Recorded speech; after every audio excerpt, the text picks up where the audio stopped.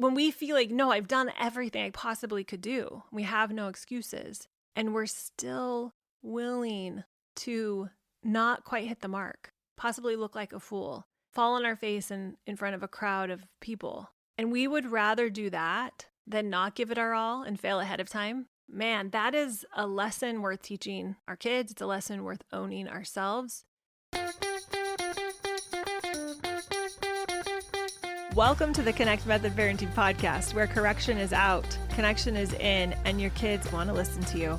I'm Andy Martineau, creator of Connect Method Parenting, here to help you stay calm, confident, and connected no matter what. Hey, everybody, welcome back.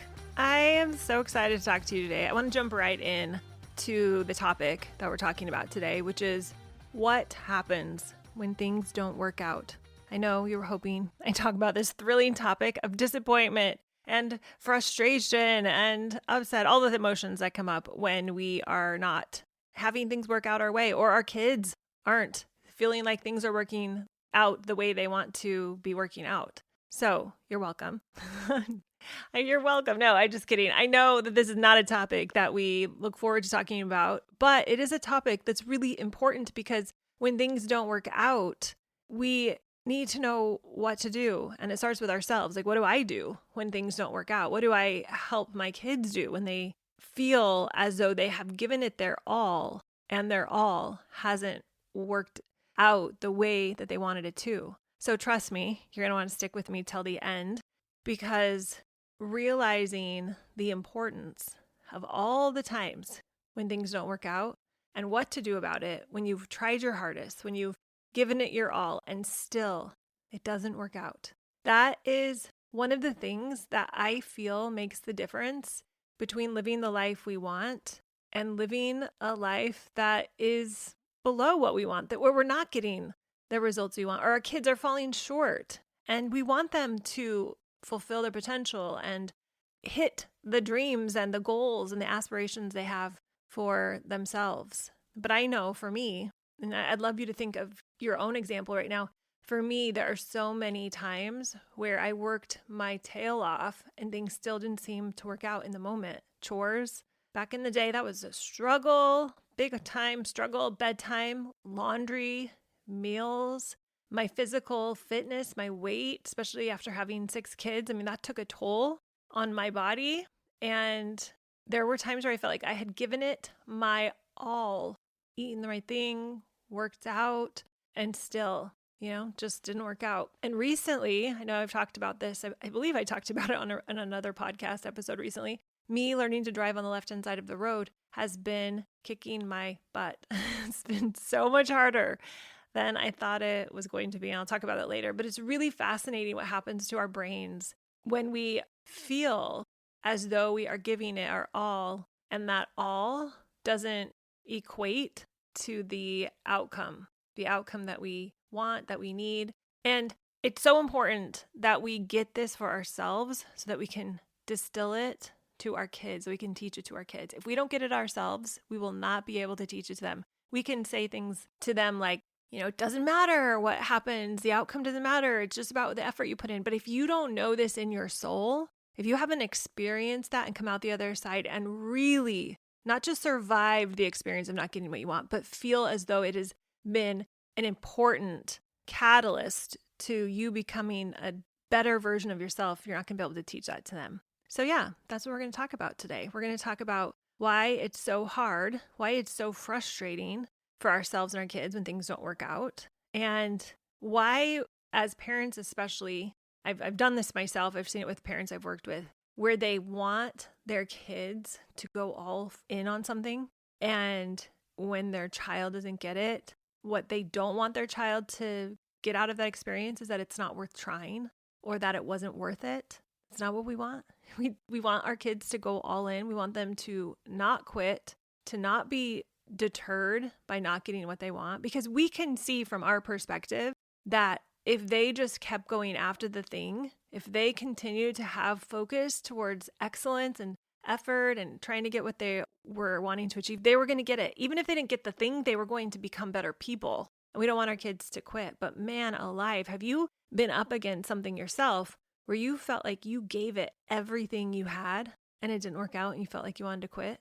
Man, it's tempting sometimes. It is tempting. But the reality is that sometimes, even though you've given it your all, you've given it your best effort, it's not good enough to get the result you want. Because no matter how hard you try, sometimes you or your kids, you're not going to win the trophy or get the raise or get the house or land the opportunity or achieve the success. Our kids aren't going to get the part in the play. They aren't going to get the job. They're not going to get into that college they really want. They're not going to get to stay up past bedtime. And that's frustrating. That's part of being a human, right? You don't achieve the success you were aiming for. And so our natural tendency is to start questioning whether we're ever going to get it, whether the effort was worth it. So the big question becomes, what do we do when our best doesn't seem good enough? Do we reframe it? Do we keep going? Do you tell yourself or your kids it's the process, not the outcome that matters? Or who you become as a result of the journey versus whether you get it in the end? And my answer is yes, maybe, sometimes no. I'll be honest. It's sometimes tricky. It's sometimes tricky to know how to navigate this with our kids. And over the years, I've seen all of my children experience different parts of this and myself coming up against something that didn't work the way they wanted to. They felt like they gave it their all. They were disappointed, devastated, shocked, in pain.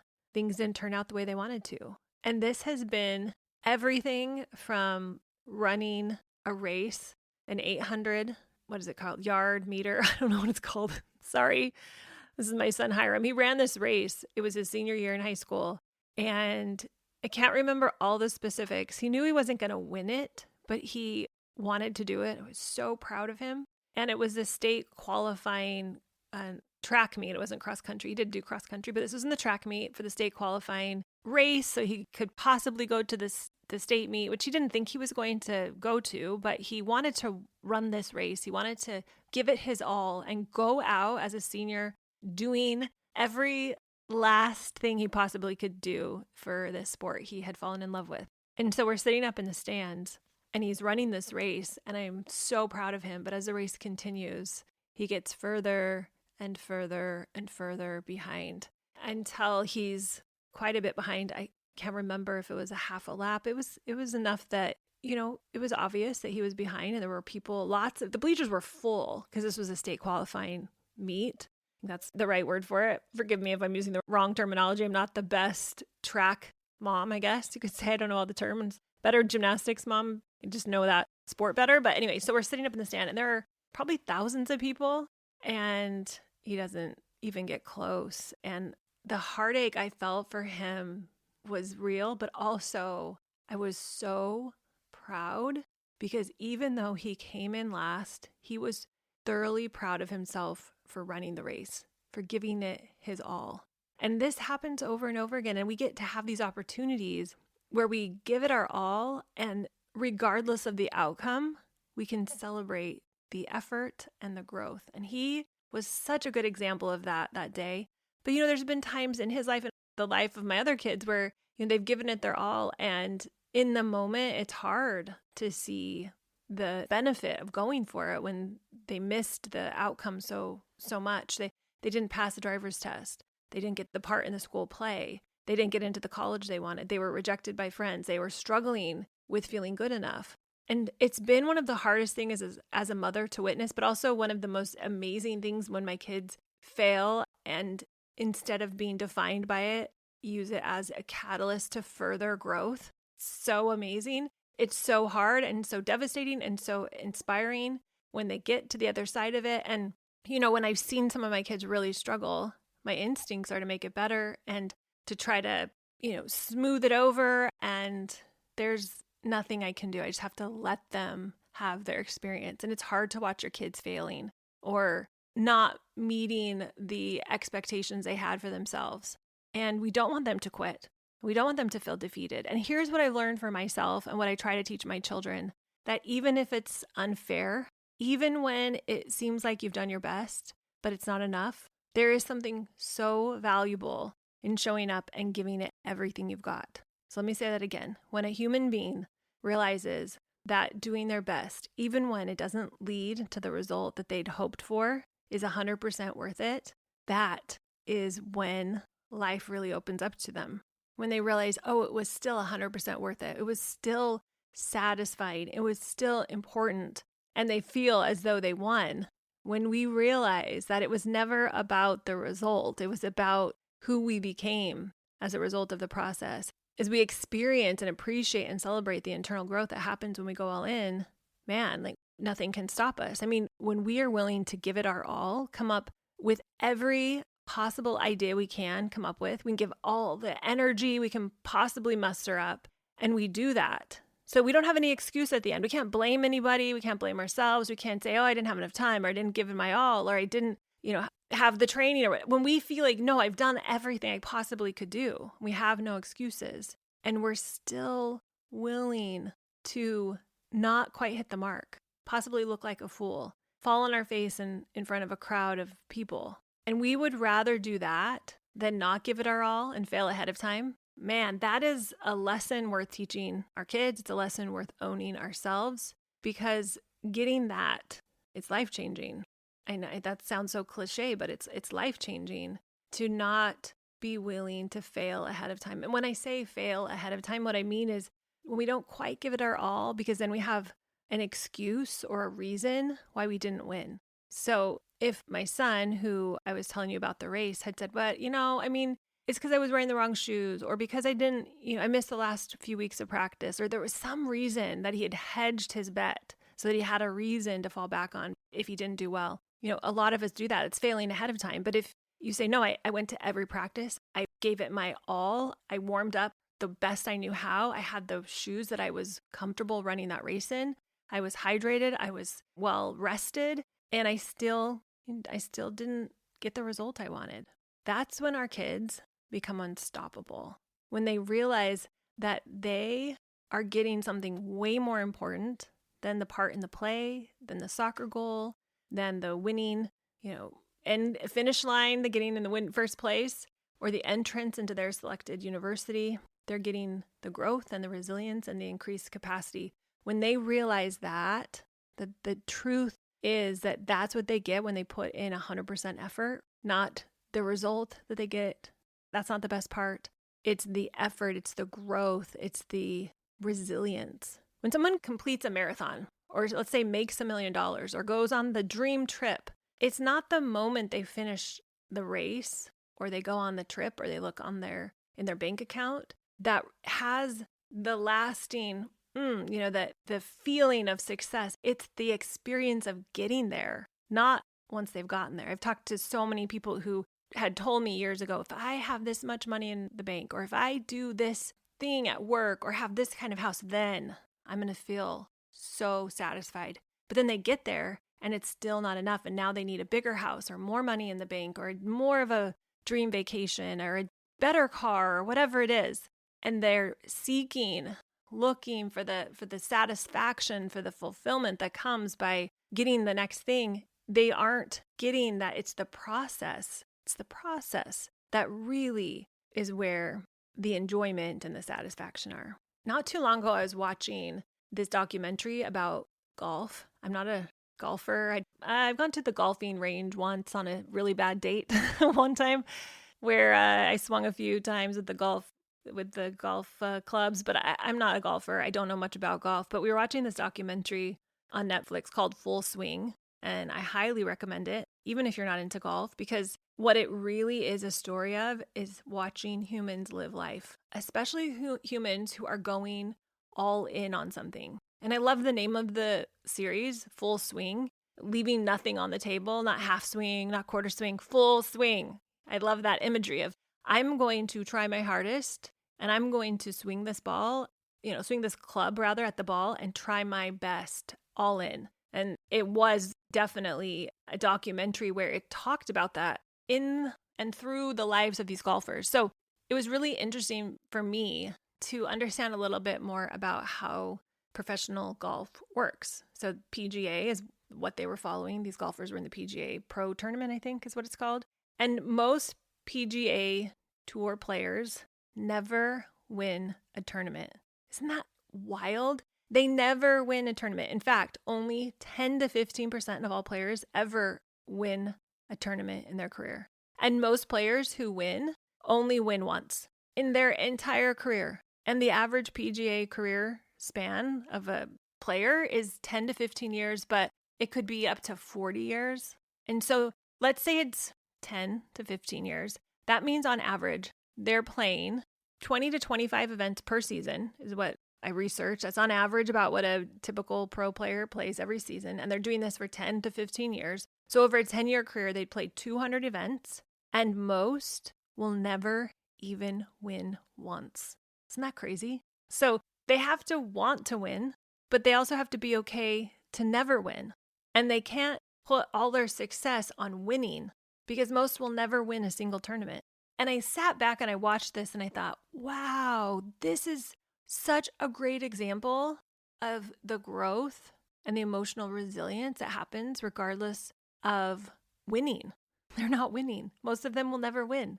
Now, sure, they're having success in other ways. They can still win some money even if they don't win, but they're showing up to every match knowing that they're most likely not going to get the ultimate goal they want, which is to win. And they have to keep going. It's incredible. You should go watch it. Highly recommend it.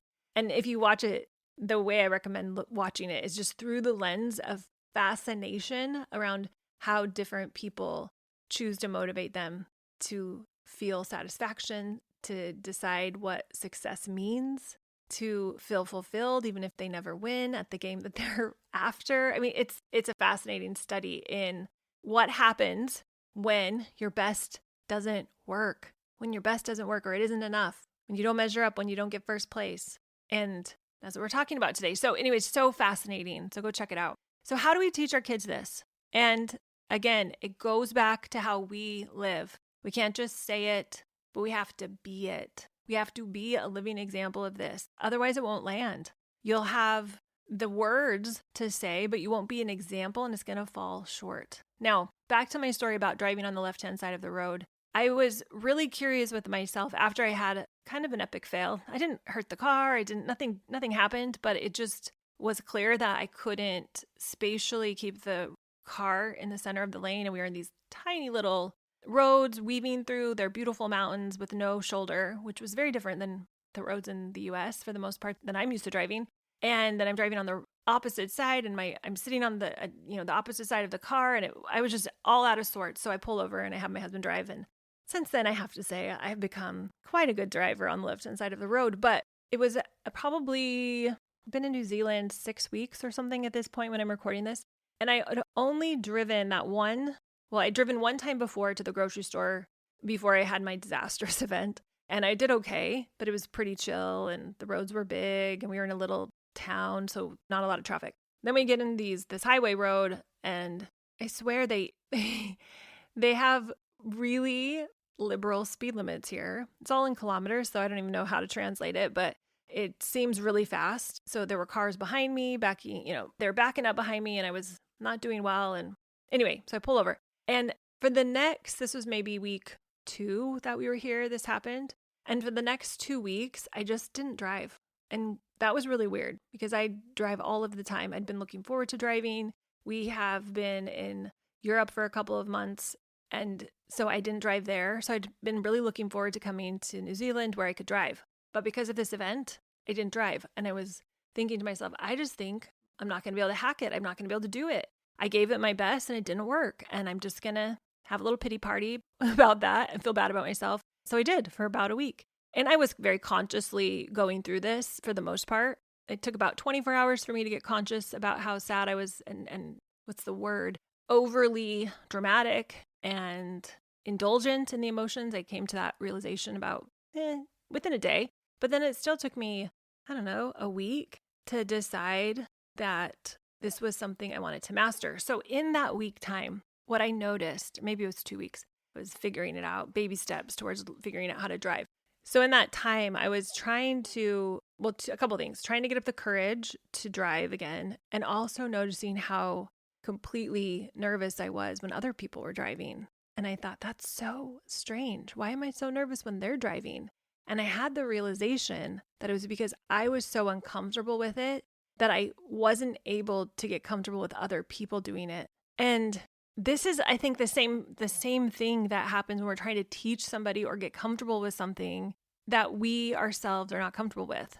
When we don't own the belief, when we don't own the experience ourselves, we can't distill that belief or that experience to someone else. So as my daughter was driving and I was trying to be helpful to her, I could tell I was really nervous. I couldn't communicate. I wasn't very helpful. So all that being said, it was a great visceral realization of the importance of embodying something so that we could pass it on to someone else. When I've taught all of my other kids to drive, I had none of this anxiousness, this worry, this concern.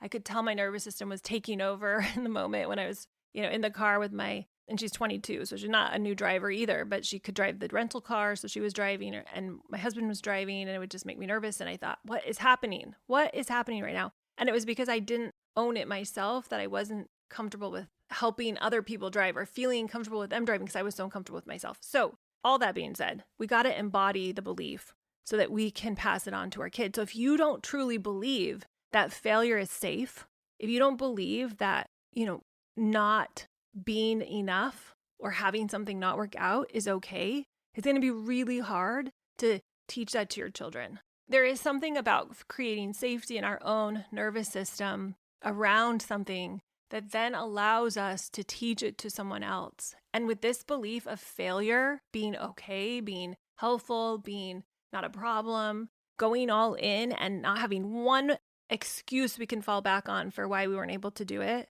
that being okay for us needs to happen first before we can pass it on to our kids.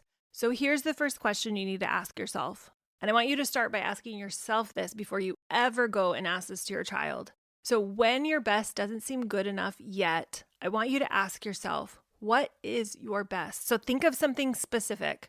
Think of a situation that happened in the past where you gave it your all, or you thought you gave it your all and it wasn't enough. You didn't get the raise. Bedtime didn't work out. You didn't get your friend to say whatever you wanted to say. Your kids were fighting and you thought, I'm giving it my best. It's not good enough. What's happening? So what is your best in that moment? How do you define it? What does your best, quote unquote, your best look like right now? What is your capability to do your best at this moment?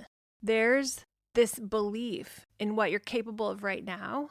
And then there's the belief in what you know you'll be capable of in the future. And often there's this gap between the two, that the gap between where you are right now and your potential. And it can be so frustrating when you're trying to achieve a result. And you know that in your heart and soul, you are really capable of holding, a solid, compassionate, firm limit with your kids, but you caved again and lost your cool. But you're like, oh, I know I could do this. What's going on? Or bedtime, you just couldn't be present the way you wanted to. All you could think about was leaving the room and going and getting to sleep, or going and doing something for yourself. And you know you're capable of showing up better, but in that moment you weren't. You feel this gap. And the key is to closing that gap. But the key to closing that gap is knowing where you are starting. So before you can do anything else, you've got to ask, okay, what is my best right now? When you answer the question, what is my best, it helps to break it down into 4 parts. So first, your skill. What is your best in terms of your current abilities? Second, your attitude. Are you bringing a positive, open mindset to what you're doing? Great question. Am I being negative Nelly, or am I able to really see my potential and my goodness, or my kids' potential and their goodness? Your commitment. How fully are you showing up and staying dedicated? Such a good one, because I ask myself this, and sometimes I realize I'm inconsistent. So it's like, oh, I'm just not fully committed yet. Okay. How resilient are you? Are you bouncing back and continuing after changes? Or are you letting it define you? So your skill, your attitude, your commitment, your resilience.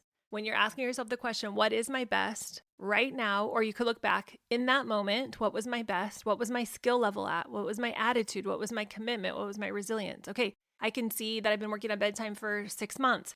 Okay, what is my skill? What is my attitude? What is my commitment? What is my resilience? If you have teens with devices, this is a big one I talk about a lot, and they're trying to create a home where you have clear boundaries and the phones are charged in the kitchen and not taken into the bedrooms, or whatever the rules are, and it seems as though your best isn't getting you to the finish line right now, then ask yourself, what is my best right now? What's my skill set at? What are my current abilities? What's my attitude like? What's my commitment? How fully am I showing up and staying dedicated to this? And the resilience, the emotional resilience, how well or not well am I bouncing back and continuing after challenges? Am I making it mean something about me when my kids push back? Or am I realizing they're just frustrated? Of course they're frustrated. They don't like it. What does that look like? Okay, so these are questions we're spending some time with. And when you think about your parenting, ask yourself if you're really bringing your very best in all of those areas. Are you stretching your skills? Are you really working on that positive attitude? Are you staying committed even when it's tough and finding ways to keep going when things don't go as planned? It's also so important to reflect on how you define your best. So sometimes what you think is your best may not actually be your full capacity. I firmly believe everyone is doing their best in each given moment. But that doesn't mean that I was able to bring my full capacity to that moment. So my best might have been throttled because I was tired or I was sleepy or, the kids had just been really struggling all day and pressing my, getting on all the things that make it really hard for me to stay positive. And so I was feeling kind of worn down. Okay, good information. Good information. Now, next question. Is your best good enough to get the result you want? This is one of the most important questions to think about because so often when people feel like their best isn't good enough, they start believing they aren't good enough. And that's when they quit. I see this in legal all the time. A mom will come to office hours and say, things are regressing. I'm failing. I yelled. The kids aren't listening now. Bedtime's falling apart. I'm not good enough. I feel like giving up. Not one mom would say all this. I've combined a bunch of things that moms say to me sometimes. But this idea that, things aren't going well and I'm not good enough and I feel like I should give up. And it's natural for your brain to want to protect you from the disappointment by telling you to stop trying, to fail ahead of time. Do you see the fail ahead of time there? I'm just going to stop trying. It's just not worth it. I'm not good enough. I'm never going to do this. If your subconscious brain doesn't believe you can achieve the result, it will try to convince you that continuing it isn't worth the emotional effort. But here's the thing. The only way you'll ever know if your best is good enough is by keeping at it and refusing to give up, because your best in that moment isn't necessarily the full capacity of what you are capable of bringing to the table if you put in some work to get your emotions, your skill set, your resiliency, your perseverance all up-leveled. So pushing through those moments when your brain wants to throw in the towel is what's going to allow you to grow and eventually see what you're truly capable of. And as parents, we need this reminder because parenting is challenging sometimes. It is challenging sometimes. And a lot of our brains want to say, this is too hard. It's time to stop. So when do you decide to change directions? At what point do you decide to stop pursuing something? And here's the thing. It should never be because you stop believing in yourself. It should never be because you think it's impossible. There are valid reasons to change course. Absolutely. You might say, you know what? Bedtime, the way I'd planned it out, is not really appropriate. Maybe I was pushing too hard on something. I was trying to create something that's not reasonable. Sure, change it, but not because you don't believe in yourself, not because you feel like it's, not something that you are able to create. There are these experiences, I believe, in our life that are orchestrated for us to be able to up-level ourselves, or really, I like saying it this way better. Discover more of who we are already. Bring out the part inside of us that has always been there, but been hidden by our limiting beliefs, by our emotional blame and shame game that we've been playing against ourselves. So yeah, you might need to change what you're creating sometimes, but not because you're not good enough, not because you don't have the ability to create the outcome you want. And I know with parenting, we're rarely willing to give up. It's not the same as a job that's not working out that I'm just going to quit or walk away from. But we might want to give up on bedtime because it just feels impossible. But here's the thing. If you want an amazing bedtime, that's your ultimate goal. That's what you want, regardless of how long it takes. Say it takes 3 months to get the bedtime right. But if you knew after 3 months you were going to get the bedtime routine that you loved, who cares how long it takes? You want that bedtime routine. And who you become as a result of sticking with the process of creating the bedtime routine you love is worth it. I mean, 3 months is worth it. If you knew it was going to become a reality in 3 months, you would never give up on it. You would stick with it. You stick with the disaster of the bedtime routine you have right now because you wanted to create something better. But sometimes we do want to give up, or we want to feel inadequate. Our brain rather wants to think that we need to just let this go because we don't have the ability to create it. And what I want to say is that's not true. Your capacity is just not being shown yet. It's not that you don't have the capacity. Now, the third question to ask yourself is, why isn't your best working right now? So the first question was, what is my best? The second question is my best good enough to get the result I want right now? And if the answer is yes in the long run, then ask, why isn't it good enough right now? So I know if I can tap into my best, it's going to be good enough, but I'm just not getting it right now. So if it's not here right now, then why am I not able to show up as the most capable, loving, kind, compassionate version of myself right now? I know it's inside, but it's not coming up. It's not what's showing in the moment. That's the gap we have to figure out. You need clear, specific answers and a solid plan to help close that gap. That's all. So let's break this down with a parenting example. So let's say you're trying to get your kids to stay calm during bedtime routine. You're doing your best. You've created a routine. You're staying consistent. You're using techniques that you feel really good about, connecting with them. You may be using a lavender on their bag, using soothing music, dimming the lights. Still, you've done all these things and still it's not working. It's not working. And so you might ask yourself, why isn't my best working right now? Well, let's look at your skills first. In terms of skills, maybe you realize you don't have enough tools to handle the high energy or the tantrums that come up during bedtime. Or maybe you think about that question for a bit and you realize that you're missing this important step of setting the tone, of having clear expectations for yourself, of being able to have the capacity to hold whatever emotions come up for you in the heat of the kids' big emotions or big energy. So maybe bedtime's starting too late. Maybe your kids are overtired, which makes it hard for them to settle. Maybe you're tired. Once you've identified the specific reasons, now you know what needs to be improved. So next time you can make a plan. You can try out some new things, start bedtime earlier. You could make sure that your child takes their nap or at least has some rest time if they're young. Or if it's a teenager, you can try to make sure that you've maybe gotten them off their devices earlier, or that you've had some bonding time so they are connected to you. You're looking at this from a very aware, conscious place so that you can make a difference. So by answering, why isn't my best working right now, you pinpoint exactly what needs to change. And then you can focus on making your best better and creating a clearer plan. Or another way to say that is increasing your capacity in that moment. Your best is so good. It's just being throttled. So how do I release the throttle a little bit so that in the moment I have a little bit more of my best coming out? Make sense? Then you can focus on making your best better, increasing the capacity, having the plan. Now, the second area to consider is attitude. Is your attitude at its best? Or could something be holding you back? So ask yourself, is my commitment strong enough? Is my emotional resilience where it needs to be?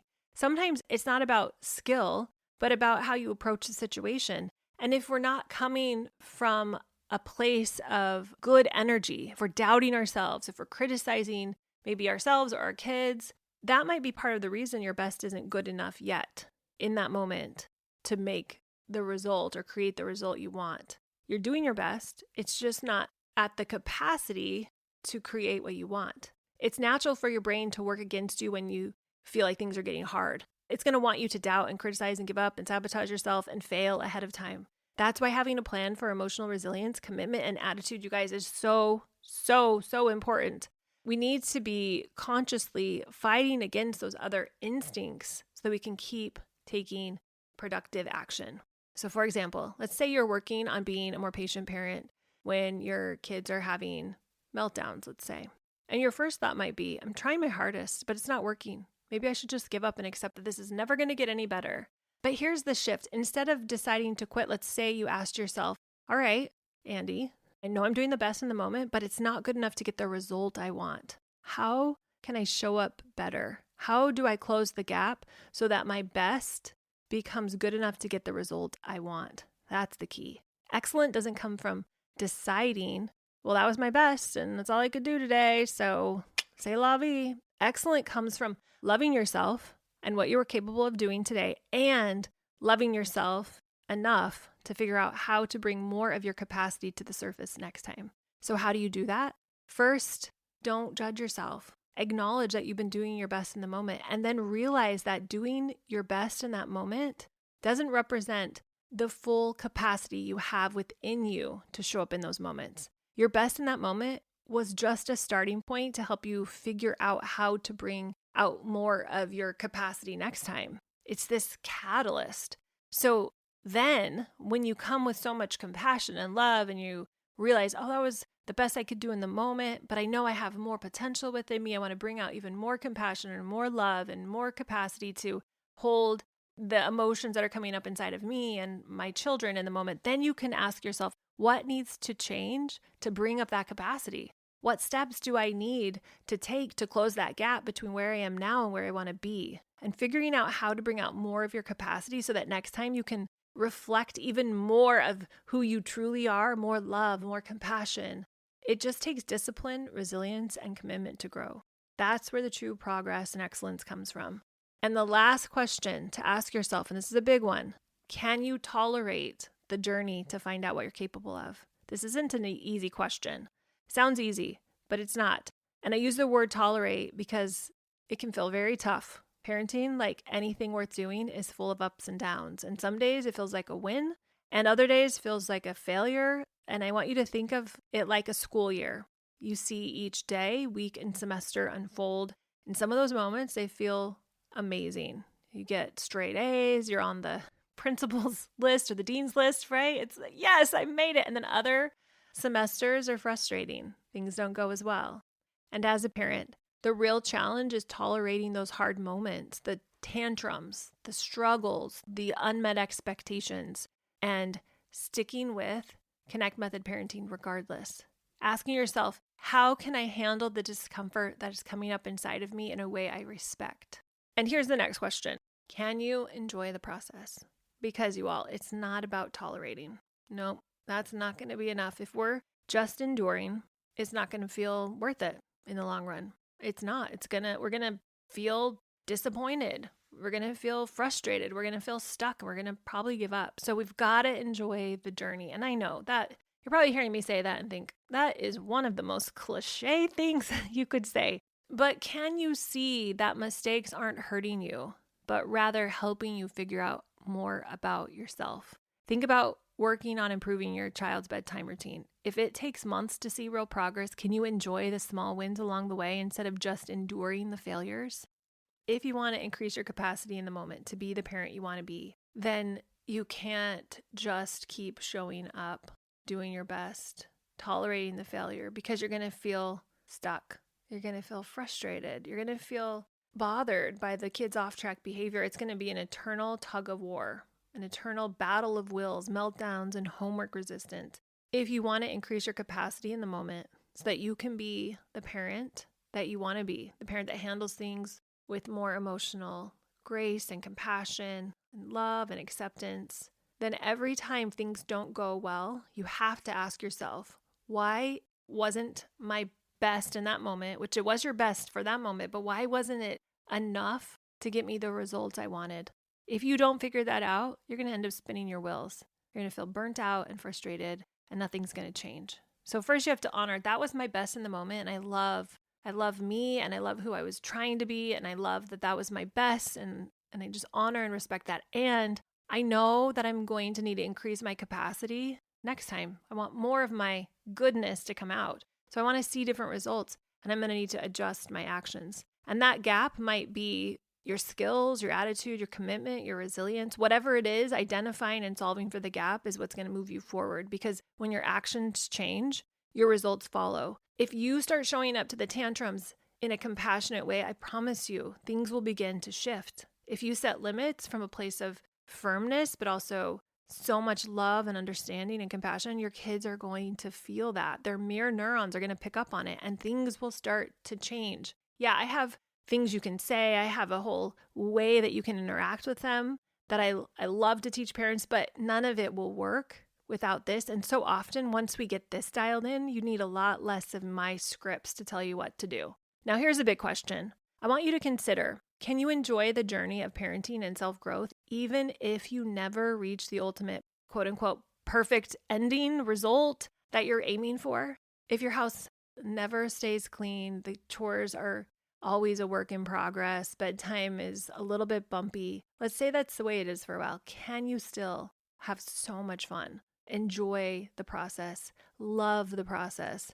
Can the journey of figuring it out be enough? Is the constant learning, the constant questioning, the constant improving and evolving enough to make the process worth it. Even if you don't achieve the result you're hoping for, because if the answer is no, then what are we doing, right? You're pinning all of your happiness on some future outcome, believing that when you get there, you're going to change your life, but it won't. You can't have a journey full of doubt and frustration and upset and expect to arrive at confidence and joy and fulfillment. It doesn't work that way. The truth is, even if you reached your goal, somehow you nailed bedtime, you dealt with the difficult teenager, you got the chores dialed in. How did you get there? What did it feel along the way? Was it challenging all along the way? Was it frustrating all along the way? You might feel success for a minute after the kids go to bed at the time you've determined is the right time to go to bed, but then you are just going to start dreading the next day. The feeling of success will be fleeting. The joy doesn't stick unless you found happiness in the process itself. And people often ask, if I'm not going to be happier when I get there, when the kids listen better, when my family's more organized, or when I feel like I finally figured out parenting, why should I even try? And the answer isn't for the result, it's for the journey. It's about the joy of growing and learning and showing up every day, the messy moments, the lessons learned, the small wins, even the mistakes and mishaps. That's what makes it worth it. And yes, it's cliche to say, it's not the destination, it's the journey, but it's true. We think the achievement, whether it's a smooth bedtime or a perfect relationship with our teenager, that's what's going to make us happy. But it's not. It's our thoughts all along the way that will create happiness and satisfaction. It's the process of working towards becoming the parent who can show up for my teenager regardless of how bad their attitude is, or be patient regardless of how crazy my littles are. The believing, the growing, that's what makes life meaningful. That's why even when parents finally feel that they've reached one milestone, they're always asking, okay, what's next? It's not about staying at the top of the mountain. It's about the climb, the wanting, the creating, the evolving. There's no ultimate finish line in parenting or life. You're always going to want to grow. You're always going to want to learn and improve, because that's where the richness of the experience lies. The joy isn't about reaching the goal. It's about becoming. So you figure out bedtime. Then you're going to realize, ooh, I want to figure out mealtime. Ooh, I want to figure out how to do one-on-one dates with the kids. Ooh, I want to make homework time really beautiful. And on it goes. And it's the most beautiful process.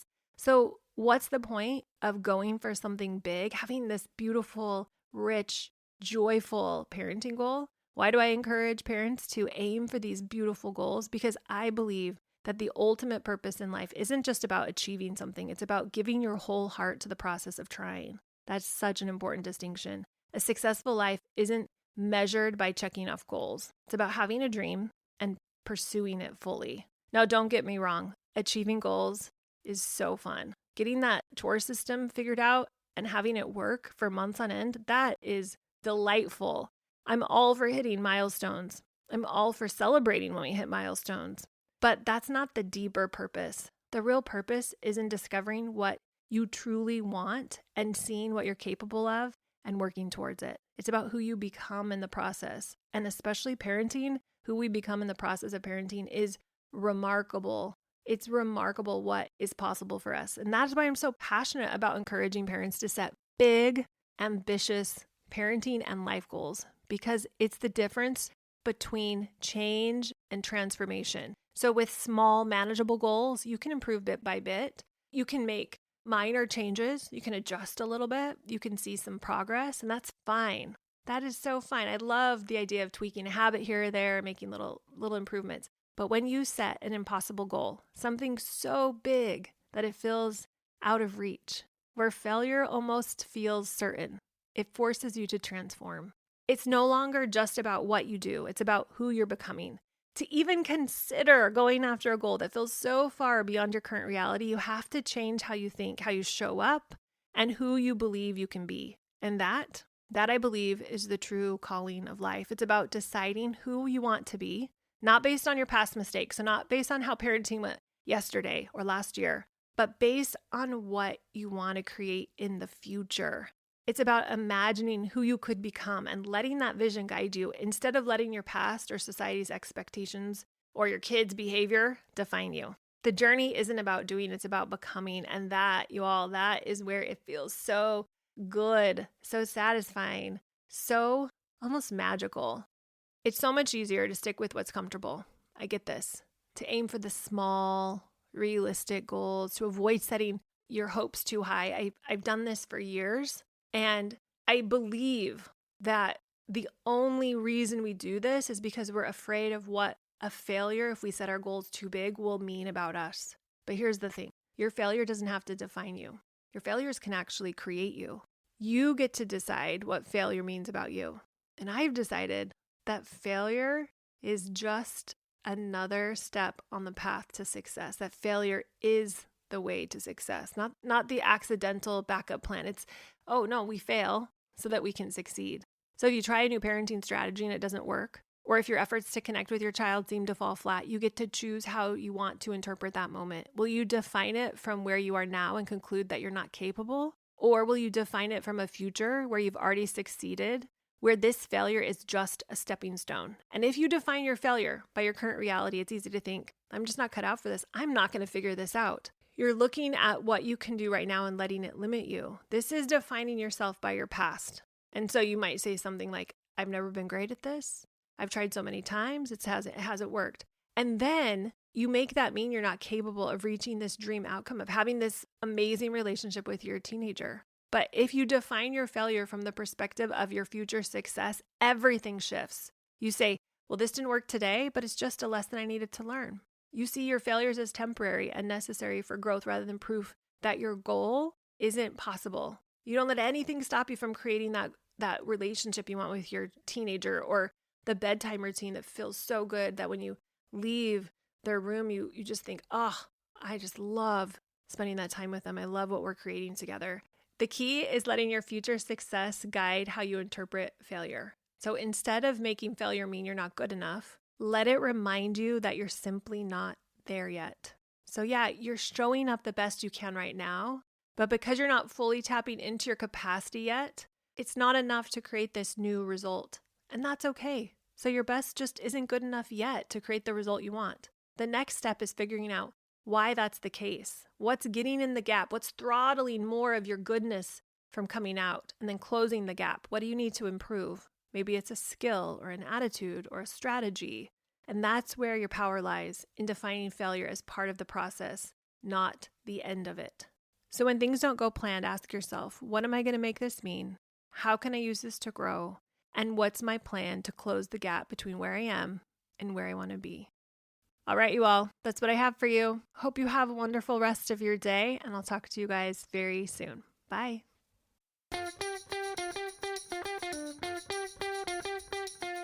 Thanks so much for listening, you all. If you are ready to learn more about Connect Method Parenting, if you've been listening to the podcast and you think, ooh, I'd love to be able to implement this in my life and with my parenting more, then check out Pivot. It's my 8-week program where we deep dive into learning and implementing Connect Method Parenting so that you can take this information and transform your parenting journey. Head over to connectmethodparenting.com to find out when the next group starts.